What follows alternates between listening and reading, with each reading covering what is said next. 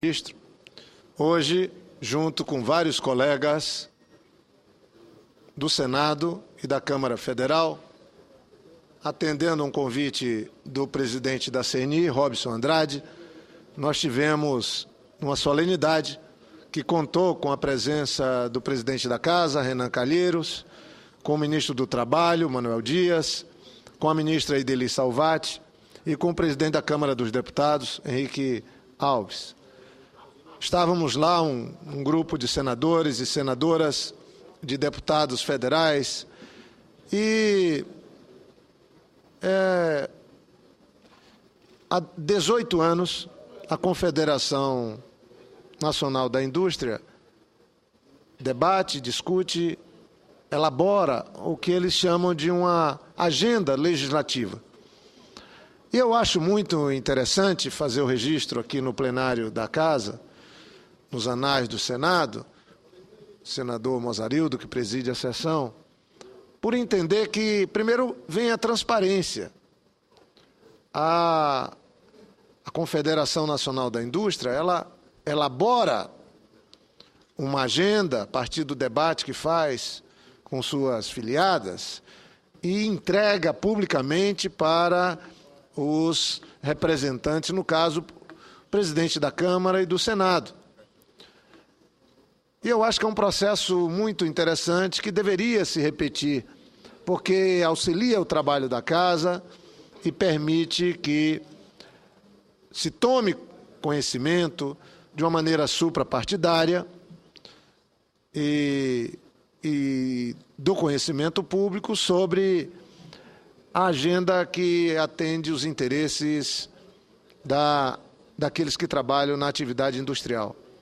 Confesso que fiquei preocupado, tenho lido, com a necessidade de fortalecermos, nessa fase tão positiva que o Brasil vive, de inclusão social, de crescimento econômico, de inflação baixa, de investimentos públicos com o PAC, mas acho que nós temos que ter uma preocupação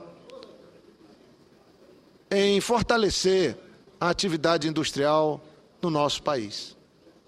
Ela já foi responsável por quase 1/3 do PIB e agora é menos de 20% do PIB. Isso deve trazer uma preocupação, porque um país industrializado é um país que alcança respeito no mundo inteiro. A indústria é sinônimo de consistência no desenvolvimento de um país. A produção de produtos, equipamentos, a exportação é que consolida um crescimento consistente de um país. O Brasil é um país que, na década dos anos 90, exportou, teve como saldo comercial na balança de exportação e importação 25 bilhões de dólares.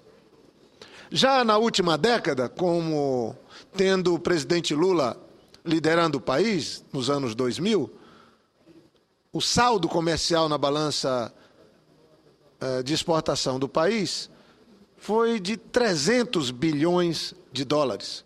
Eu lamento que sempre esbarramos com opositores ou com pessoas que trabalham com a desinformação, criticando, cobrando uma melhor política de exportação. Acho que, quando se debate importação ou exportação, tem que se trabalhar com números. E volto a repetir. Bem, se na época anterior ao governo Lula, 10 anos, o Brasil teve um saldo comercial de 25 bilhões de dólares, e durante o governo do presidente Lula, na década passada, o saldo foi de 300 bilhões de dólares, é óbvio que isso é fruto desse Brasil novo, desse Brasil que está dando certo. Aliás, eu queria fazer um registro que hoje um grande empresário brasileiro, Benjamin Steinbrück, presidente da CSN, ele escreveu um artigo que eu fiz questão de publicar nas páginas da minha rede social, onde ele faz um show ao pessimismo. E eu não tenho nenhuma dúvida, caro presidente, que nós precisamos, sim, de um otimismo por parte dos empresários, dos empreendedores desse país. O empresariado nacional tem que ter a coragem de correr risco, de arriscar. E é isso que vai fazer com que haja uma consolidação da atividade industrial em nosso país. Então, eu faço esse registro. Devo dizer a Vossa Excelência que foi um privilégio participar dessa sessão hoje na Confederação Nacional da Indústria e ver uma maneira transparente com que um segmento importante brasileiro apresenta a sua agenda para o Congresso Nacional, a sua agenda, seu propósito de ver colocado na agenda legislativa aqueles pontos levantados.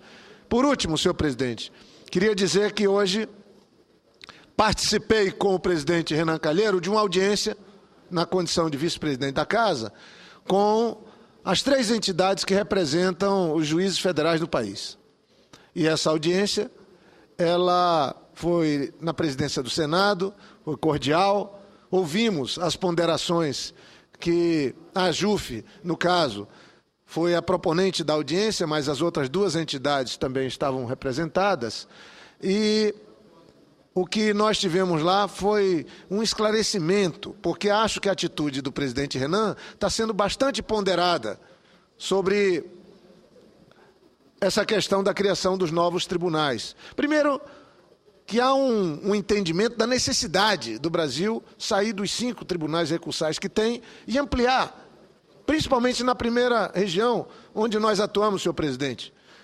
São 13 estados, mais o Distrito Federal, 70 milhões de habitantes, que tem uma distância de 4.000 quilômetros entre um cidadão que mora lá no Acre, no interior do Acre, que tenha que recorrer na busca de justiça. Acho que também a maneira como a desinformação tem dominado esse debate, nós temos tido aí um desrespeito com a atividade dos juízes federais nesse país. Se fala que custaria 8 bilhões por ano a implantação dos tribunais. Não é verdade. O custo da Justiça Federal no país hoje é de 7 bilhões por ano, mas toda a Justiça, 78% desses gastos são na primeira instância.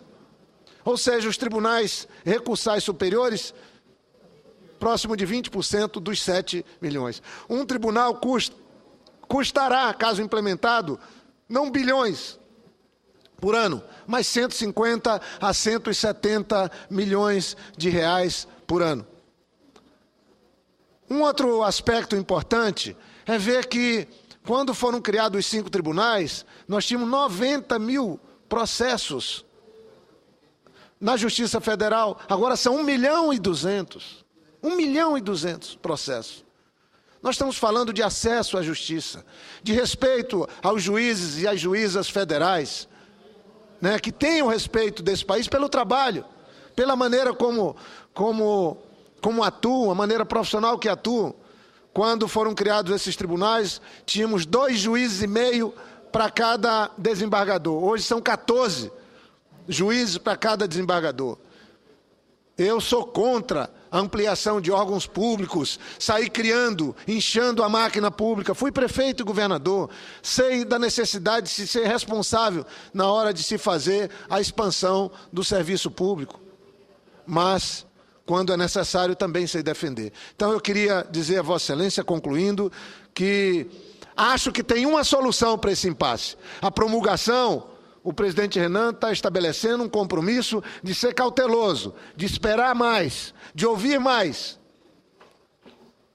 para que a gente não tenha mais uma situação de insegurança jurídica, de um conflito entre judiciário e uma decisão soberana do Parlamento, da Câmara e do Senado, do Congresso Nacional. Então, a minha proposta é de que, tendo em vista esse debate todo sobre a constitucionalidade, que se possa ter uma manifestação direta do presidente do STJ propondo a criação do primeiro. Tribunal Regional, o impasse estaria resolvido e nós teríamos uma condição de todos saírem ganhando nessa necessidade que temos de implantar. Começaríamos concretamente com o primeiro, depois viriam os outros tribunais, dentro das possibilidades orçamentárias do Judiciário. Então, eu faço um apelo ao bom senso.